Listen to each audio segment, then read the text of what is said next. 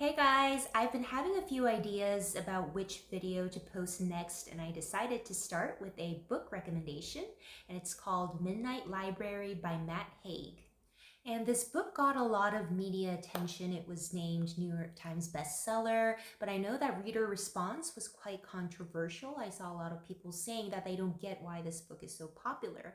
And in this video, I'm going to talk about some of my personal thoughts on why I enjoyed this book.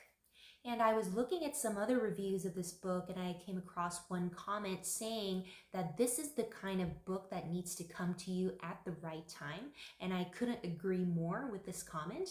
And this book certainly came to me at the right time personally. I was able to really relate to the main character, Nora Seed, because of the emotional state that I was in when I was first reading this book.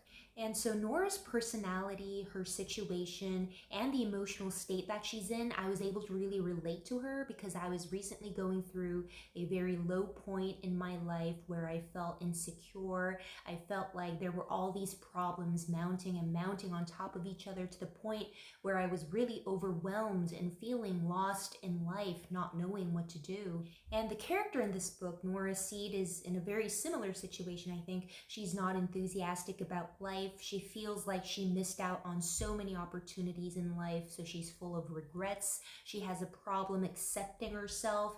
And the first part of this book tells about how her situation grows worse. Her cat dies, she's fired by her boss, and right after that, she also loses her part-time job too.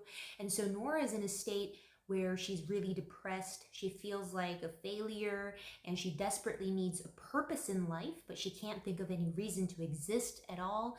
And so she decides to end her life by taking an overdose, which is when she finds the Midnight Library. And it's not easy for me to share this kind of personal story, but I was recently in a very similar emotional state as Nora. And so when I coincidentally came across this book, I was literally in awe because Nora's monologue was so similar to what was going on inside my own head at that time, which is why I was really absorbed and was able to experience Nora's story by being in her shoes.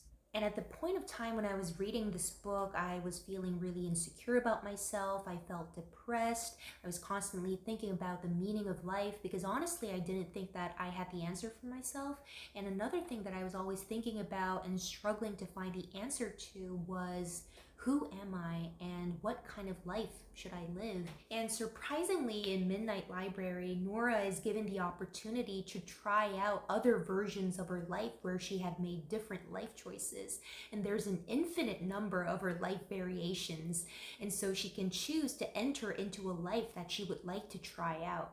And so in one life, she continues her musical pursuits and becomes a rock star, and in one life she becomes an Olympic athlete in swimming, and in one life she becomes a glaciologist where she has a near-death experience by encountering a polar bear. And I think that this plot itself is really interesting, but for me it was much more than that because I was really in a situation where I'm trying to figure out what would be the best life for me. And here's Nora actually trying out various versions of her own life to find the best one for her. And so going on this journey together with Nora as she tries out all kinds of variations of her life, I think was really meaningful for me. And as a person with very low creativity, or so I think, Nora's story kind of expanded my mind a little bit, helping me to think about my own options with more creativity. And I normally don't have any emotional reactions, especially when reading fiction, but this book definitely drew some emotional response out of me.